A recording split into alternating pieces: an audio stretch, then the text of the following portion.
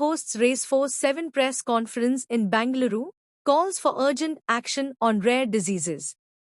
Bangalore, February 2026, Organization for Rare Diseases India, RD, today hosted a press conference in Bangalore ahead of the upcoming Raceforce 7 awareness run scheduled on 22nd February 2026.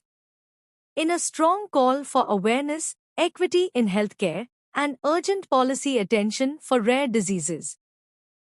The conference brought together medical experts, rare disease patients and caregivers, and advocacy leaders to highlight the growing challenges faced by India's rare disease community and the need for collective action. Mr.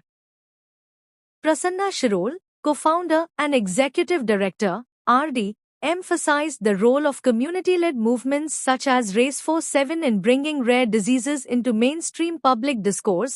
India has made progress. ಸುಮಾರು 18 ವರ್ಷದಿಂದ ಈ ಅತಿವಿರಳ ಕಾಯಿಲೆಗಳ ಬಗ್ಗೆ awareness, ಜಾಗರೂಕತೆ, advocacy government ಜೊತೆಗೆ work ಮಾಡಿ ಈ patients ಬೇಕಾಗಿರೋ ಒಂದು ಸೌಲಭ್ಯ, ಪಾಲಿಸಿ ಇದ್ರ ಬಗ್ಗೆ ಹೋರಾಟ ಮಾಡ್ತಾ ಬಂದಿದ್ದೀನಿ. ಇದ್ರ ಜೊತೆಗೆ ನಾವು ರೇರ್ ಡಿಸೀಸ್ ಅತಿವಿರಳ ಕಾಯಿಲೆಗಳ ಪೇಷಂಟ್ಸ್ಗೆ ಏನೇನ್ ಬೇಕು ಅಂದ್ರೆ, ಹೆಸರು ಹೇಳುವಾಗ ಇದು ಅತಿವಿರಳ, ಇಲ್ಲಿ ಜಾಸ್ತಿ ಜನ ಪೇಷಂಟ್ಸ್ ಇರೋದಿಲ್ಲ. ಜನರಿಕ್ ನೀವು ಯಾವ್ದೋ ಟೈಫಾಯ್ಡ್ ತಗೋಬಹುದು ಅಥವಾ ಕ್ಯಾನ್ಸರ್ ತಗೋಬಹುದು, ಸುಮಾರು ಜನ ಇರ್ತಾರೆ. ಬಟ್ ಅತಿವಿರಳ ಕಾಯಿಲೆಗಳಂದ್ರೆ ಸುಮಾರು 7,000 ಕಾಯಿಲೆಗಳಿದೆ. ಅದರಲ್ಲಿ ತುಂಬಾ ಕಷ್ಟ ಅಂತಂದ್ರೆ ಒಂದು ಡಯಾಗ್ನೋಸಿಸ್ ಆಗೋದಿಲ್ಲ. ಸುಮಾರು 7 ವರ್ಷ ಬೇಕು ಡಯಾಗ್ನೋಸ್ ಆಗೋದು. ಆಮೇಲೆ ಡಯಾಗ್ನೋಸ್ ಆದ್ರೆ ಟ್ರೀಟ್ಮೆಂಟ್ ಇರೋದಿಲ್ಲ. 7,000ರಲ್ಲಿ 95% ಅಂದ್ರೆ ಡಿಸೀಸ್ಗೆ ಡೈರೆಕ್ಟ್ ಟ್ರೀಟ್ಮೆಂಟೇ ಇಲ್ಲ, ಚಿಕಿತ್ಸೆ ಇಲ್ಲ. ಓನ್ಲಿ 5% ಡಿಸೀಸ್ಗೆ ಟ್ರೀಟ್ಮೆಂಟ್ ಇದೆ. ಆಮೇಲೆ ಯಾವ್ದಕ್ಕೆ ಟ್ರೀಟ್ಮೆಂಟ್ ಇದೆ ಅದು ತುಂಬಾ ಕಾಸ್ಟ್ಲಿ, ದುಬಾರಿ. ಅಂದ್ರೆ ಕಡಿಮೆ ವೆಚ್ಚದಿಂದನೂ ಶುರು ಆಗುತ್ತೆ. ಬಟ್ ಮೇನ್ ಪ್ರಾಬ್ಲಮ್ ಇರೋದು ಏನೋ ಲಾಂಗ್ ಟರ್ಮ್, ಯಾವ ಪೇಷಂಟ್ಸ್ ಇರ್ತಾರೆ ಅವ್ರಿಗೆ ಯಾವ ಚಿಕಿತ್ಸೆ ಬೇಕಾಗುತ್ತೆ. ವರ್ಷಕ್ಕೆ 50 ಲಕ್ಷದಿಂದ ಹಿಡಿದು ಕೋಟಿವರೆಗೆ ಬೇಕು. ಆಮೇಲೆ ಪ್ರತಿ ವರ್ಷ ಕೊಡಬೇಕು, ಲೈಫ್ ಲಾಂಗ್ ಕೊಡಬೇಕು. ಇನ್ನು ಯಾವುದಕ್ಕೆ ಟ್ರೀಟ್ಮೆಂಟ್ ಇಲ್ಲ, ಓನ್ಲಿ ಸಪೋರ್ಟಿವ್ ಕೇರ್. ಅಂದ್ರೆ ಏನೇನ್ ಅದಕ್ಕೆ ಬೇಕು ಅನುಕೂಲ, ಸರ್ಜರಿ ಇರ್ಬೋದು, ಟ್ರೀಟ್ಮೆಂಟ್ ಇರ್ಬೋದು, ಅಥವಾ ಮೆಡಿಸಿನ್ಸ್ ಇರ್ಬೋದು, then rehabilitation process like physiotherapy ಇರ್ಬೋದು. ಈ ತರ ಸಪೋರ್ಟಿವ್ ಕೇರ್ ಇಂದಾನೆ ಲೈಫ್ ಲಾಂಗ್ ಮ್ಯಾನೇಜ್ ಮಾಡಬೇಕಾಗುತ್ತೆ. ಇದರಿಂದಾಗಿ ಪೇಷಂಟ್ಸ್ ಅಲ್ದೇನೆ ಕೇರ್ ಗಿವರ್ಸ್ಗೆ ತುಂಬಾ ಕಷ್ಟ. ಸ್ಟಾರ್ಟ್ ಮಾಡಿ 11-12 ವರ್ಷದಿಂದ ಕೆಲಸ ಮಾಡ್ತಾ ಇದ್ದೀವಿ. ಸೊ ಶುರು ಮಾಡಿದಾಗ ಒಂದು ಮೇನ್ ಉದ್ದೇಶ ಏನಿತ್ತು ಅಂದ್ರೆ ಅವೇರ್ನೆಸ್ ಇರಬೇಕು. ಯಾಕಂದ್ರೆ ಇವೆಲ್ಲ ಜೆನೆಟಿಕ್ ಕಾಯಿಲೆಗಳು ಇರೋದ್ರಿಂದ ಇದ್ರ ಬಗ್ಗೆ ಜಾಸ್ತಿ ಜನ ಮಾತಾಡ್ತಾ ಇರ್ಲಿಲ್ಲ. ಡಿಸ್ಕಷನ್ ಬರೀ 4 ವಾಲಲ್ಲಿ, ಅದು ಮನೆಯಲ್ಲಿ ಇರ್ತಿತ್ತು, ಇಲ್ಲಾಂದ್ರೆ ಹಾಸ್ಪಿಟಲ್ ಡಾಕ್ಟರ್ ಕ್ಯಾಬಿನ್ ಒಳಗಡೆ ಇರ್ತಿತ್ತು. ಹೀಗಾಗಿ ಇದ್ರ ಬಗ್ಗೆ ಜಾಸ್ತಿ ಜನಕ್ಕೆ ಗೊತ್ತಿರ್ಲಿಲ್ಲ. ಆಮೇಲೆ ಇನ್ನೊಂದು ಏನು ಅಂದ್ರೆ, ಮನೆಯಲ್ಲಿ ನಮ್ಮ ಫ್ಯಾಮಿಲಿಯಲ್ಲಿ ಯಾರಾದ್ರೂ ಜೆನೆಟಿಕ್ ಕಾಯಿಲೆ ಇದೆ ಅಂದ್ರೆ ಅವ್ರ ಅಕ್ಕ ತಂಗಿಗೂ ಬರೋ ಚಾನ್ಸಸ್ ಇರೋದ್ರಿಂದ ಮದುವೆ ಆಗೋದಿಲ್ಲ. ಯಾರನ್ನೋ ಒಂದು ಸೋಷಿಯಲ್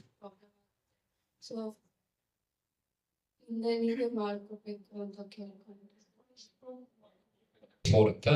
ಕಾಯಿಲೆ ಇದೆ. ಸೊ ಈ ಕಾಯಿಲೆಗೆ ಬಂದು ಟ್ರೀಟ್ಮೆಂಟ್ ಇದೆ. ಟ್ರೀಟ್ಮೆಂಟ್ ಅಂತ ಹೇಳಿದ್ರೆ ಸೊ ನಮಗೆ ಮೆಡಿಸಿನ್ ಸಿಗ್ಬೇಕಾಗುತ್ತೆ. ಸೊ ಮೆಡಿಸಿನ್ ಸಿಗ್ಬೇಕು ಅಂತ ಹೇಳಿದ್ರೆ ಈ ಒಂದು ಕಾಸ್ಟ್ ನೋಡೋಕೋದ್ರೆ 10 kg ಮಗುಗೆ I think around 2.5 crore to 3 crores ಆಗುತ್ತೆ ವರ್ಕ್ ಪರ್ ಇಯರ್.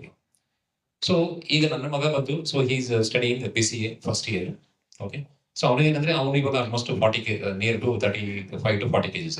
ಸೊ ಈಗ ಅವನಿಗೆ ಅರೌಂಡ್ 12 crores ಬೇಕಾಗುತ್ತೆ ಮೆಡಿಸಿನ್ ಮಾತ್ರ.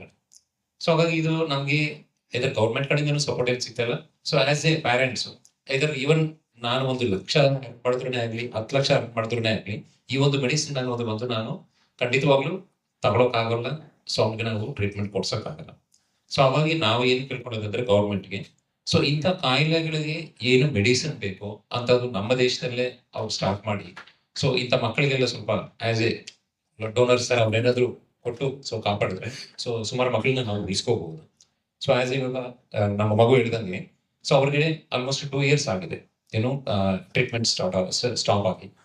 ಸೊ ನಾವು ಟ್ರೀಟ್ಮೆಂಟ್ ಮಾಡದೇ ಇದ್ರು ಅಟ್ಲೀಸ್ಟ್ ಮಕ್ಕಳನ್ನ ಇನ್ನು ಕೆಲವು ವರ್ಷ ಬಂದು ಉಳಿಸ್ಕೋಬಹುದು. ಬಟ್ ಯಾವಾಗ ನಾವು ಟ್ರೀಟ್ಮೆಂಟ್ ಸ್ಟಾರ್ಟ್ ಮಾಡಿ ನಾವು ಇಮಿಡಿಯೇಟ್ ಸ್ಟಾಪ್ ಮಾಡ್ತೀವೋ ಆವಾಗ ಅದರ ಪರಿಣಾಮನೇ ಜಾಸ್ತಿ ಇರುತ್ತೆ. ಸೊ ಹಾಗಾಗಿ ನಾವು ಸೊ ಸುಮಾರು ಅಂದ್ರೆ ತಿಂಗಳೂ ನಾವು ಆಲ್ ಓವರ್ ಇಂಡಿಯಾನಲ್ಲಿ ಸುಮಾರು ನ್ಯೂಸ್ಗಳು ಬರ್ತಾ ಇರ್ತದೆ. ಸೊ ಆ ಒಂದು ಮಗು ತೀರೋಯ್ತು, ಈ ಒಂದು ಮಗು ತೀರೋಯ್ತು, ಏನಕ್ಕಂದ್ರೆ ಕೆಲವರಿಗೆ ಸುಮಾರು ಜನಕ್ಕೆ ಟ್ರೀಟ್ಮೆಂಟ್ ಇಲ್ಲ, ಕೆಲವರಿಗೆ ಟ್ರೀಟ್ಮೆಂಟ್ ಇದೆ ಬಟ್ ಸ್ಟಾಪ್ ಆಗ್ಬಿಟ್ಟಿದೆ. C I have a rare condition. The condition I have is ITP, immune thrombocytopenia, and I got this condition after taking the yellow fever vaccine when I went to Kenya. This happened 12 years back, and 20 days after the vaccine, my gums started bleeding, but my dentist could not find out the reason, and I thought I was having hormonal issues because I had finished my menopause. And then I went to the place and came and all that stuff. But after a month, what happened was I had massive bruises. I had urine, blood in my urine and stools, and my count had fell down to 26,000. So then we did a bone marrow and ruled out cancer. And then it was called, immune thrombocytopenia, which my hematologist said was idiopathic. ಒಂದೇ ಸರಿ dialysis ನಾವೇನ್ ಮಾಡ್ಬೋದು? 2 ವರ್ಷದಿಂದ dialysis ಮಾಡಿಸ್ತಾ ನನ್ನ creatine level 9.1 ಇದೆ at current condition. Is something that is mostly genetic. Mrs. Padma spoke something, but her condition may not be genetic. There are other conditions also, some cancer, something that comes a little later. But many of the children who are born with these conditions have got a genetic problem. So what was the difficulty from 2006?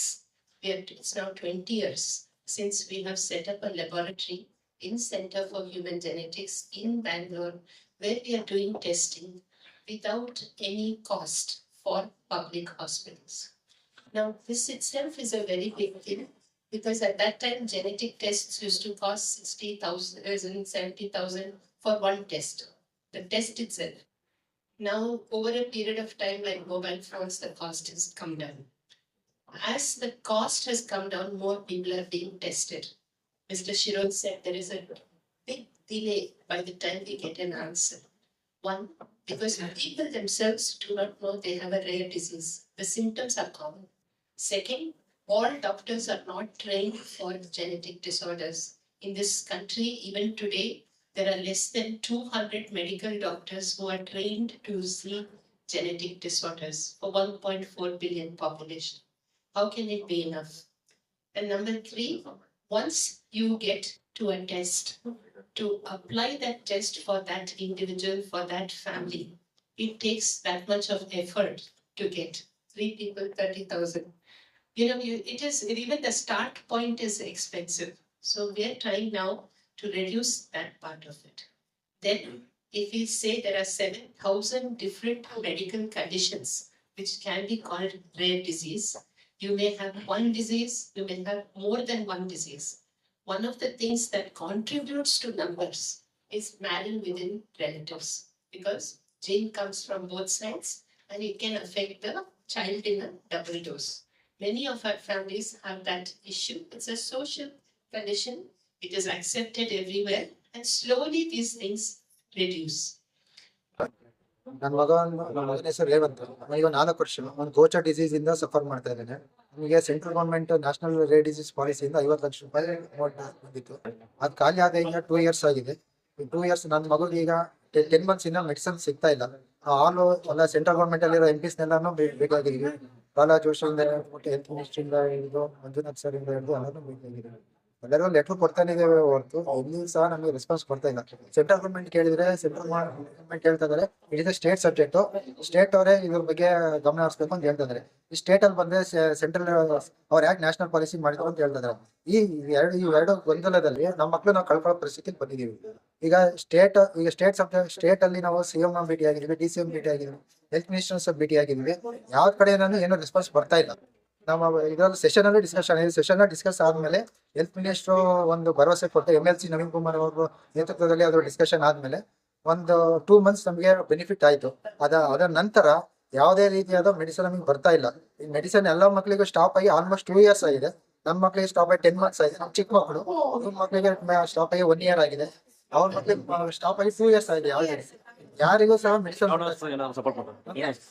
Donors ಇಂದ CSR funds ಇಂದ ಯಾವುದೇ ರೀತಿ benefit ಬರೋದಿಲ್ಲ. ಯಾಕೆ ಅಂತಂದ್ರೆ ನಾವು ಒಂದ್ಸಲಿ ಕೇಳ್ಬೋದು, 2 ಸತಿ ಕೇಳ್ಬೋದು. ಅವರು ನಾವು ಭಿಕ್ಷೆ ಬೇಡ್ದಂಗೆ ಲೆಕ್ಕ. ನೀವು ಒಂದ್ಸತಿ ಕೇಳಿದಾಗ 10,000 ರೂಪಾಯಿ ಕೊಡ್ತಾರೆ ಅಂತಂದ್ರೆ ನೆಕ್ಸ್ಟ್ ಸತಿ ಹೇಳಿದಾಗ ಸುಳ್ಳು ಹೇಳ್ತಾ ಇದೆಯೇನಪ್ಪ ಲೆಕ್ಕ ಅಂತಾರೆ. ಅದೇ ನಾನೇ ಯಾರು ನನ್ನ ಹತ್ರನೇ ಯಾರು ಬೇರೆ ಪೇರೆಂಟ್ಸ್ ಬಂದಾಗ ನಾವು ಒಂದ್ಸಲಿ ಕೊಡ್ಬೋದು ಅಷ್ಟೇ ಹೊರತು ಇನ್ನೊಂದ್ಸಲಿ ಬಂದಾಗ ಯಾರು ಕೊಡೋದಿಲ್ಲ. ಇದು ಸರ್ಕಾರನೇ ಇದಕ್ಕೆ ಕ್ರಮ ಕೈಗೊಳ್ಬೇಕು. ಆಲ್ರೆಡಿ CM ಲೆಟರ್ ಕೊಟ್ಟಿದೀವಿ, DCM ಲೆಟರ್ ಕೊಟ್ಟಿದೀವಿ, ಹೆಲ್ತ್ ಮಿನಿಸ್ಟರ್ ಲೆಟರ್ ಕೊಟ್ಟಿದ್ವಿ, ದಿನೇಶ್ ಗುಂಡೂರಾವ್, ಶ್ರೀನಿವಾಸ ಪಾಟೀಲ್ ಎಲ್ಲರ ಗಮನದಲ್ಲೂ ಇದೆ. ಸೆಷನ್ ಅಲ್ಲೂ ಡಿಸ್ಕಷನ್ ಆಗಿದೆ. ಇಷ್ಟೊಂದೆಲ್ಲ ಡಿಸ್ಕಷನ್ ಆಗಿ ಇಷ್ಟೊಂದೆಲ್ಲ ಆದ್ರೂ ಸಹ ನಮಗೆ ಮೆಡಿಸಿನ್ ಸಿಗ್ತಾ ಇಲ್ಲ ಅಂತಂದ್ರೆ ನಾವ್ ಎಲ್ಲಿಗೆ ಹೋಗ್ಬೇಕು, ನಮ್ಮ ಮಕ್ಕಳನ್ನ ಹೆಂಗ್ ಕಾಪಾಡ್ಕೋಬೇಕು ಅಂತ ಹೇಳ್ಬೇಕು. CSR ಫಂಡ್ ಅಂತ ಹೆಲ್ತ್ ಮಿನಿಸ್ಟರ್ ಅವ್ರು ಹೇಳ್ತಾರೆ. CSR ಫಂಡ್ ಅವರೇ ಕೊಡಿಸ್ಲಿ, ನಾವು ಕೊಡೋದಿಲ್ಲ. ನಾವು ದೊಡ್ಡ ದೊಡ್ಡ ಕಂಪ್ನಿನ ಹೇಗೆ ಭೇಟಿ ಆಗೋಗುತ್ತೆ, ಹೇಗೆ ತಗೊಳಕ್ಕಾಗುತ್ತೆ? ಈಗ ಡಾಕ್ಟರ್ಸ್ ಆಗ್ಲಿ, ಓಡೇದರಾಗ್ಲಿ ಅವ್ರ ಪ್ರಯತ್ನ ಪಡ್ತಾ ಇದ್ದಾರೆ. ಎಲ್ಲರೂ ನಮ್ಮ ಒಟ್ಟಿಗೆ ಸೇರಿ ಪ್ರಯತ್ನ ಮಾಡ್ತಾ ಇದ್ದಾರೆ. ಬಟ್ ಫಂಡ್ಸ್ ಬರ್ದಲ್ಲೇನೆ ನಮ್ಮ ಮಕ್ಕಳನ್ನ ಹೇಗೆ ಉಳಿಸ್ಕೊಳಕ್ಕಾಗುತ್ತೆ ಅನ್ನೋದು ಅಷ್ಟೇ. ಸರ್ಕಾರಕ್ಕೆ ಒಂದು ಮನವಿ ಏನಂತಂದ್ರೆ ದಯವಿಟ್ಟು ನಮ್ಮ ಮಕ್ಕಳನ್ನ ಉಳಿಸ್ಕೊಡಿ. ಇದು ಸ್ಟೇಟ್ ಸೆಂಟ್ರಲ್ ನಮಗೆ ಗೊತ್ತಿಲ್ಲ. ನಮ್ಮ 150 ಕೋಟಿಯಲ್ಲಿ ನಮಗಿರೋ ಒಬ್ಬೊಬ್ಬ ಮಕ್ಳು ಇರ್ತಾರೆ, ಅವ್ರು ಉಳಿಸ್ಕೋಬೇಕು. ದಯವಿಟ್ಟು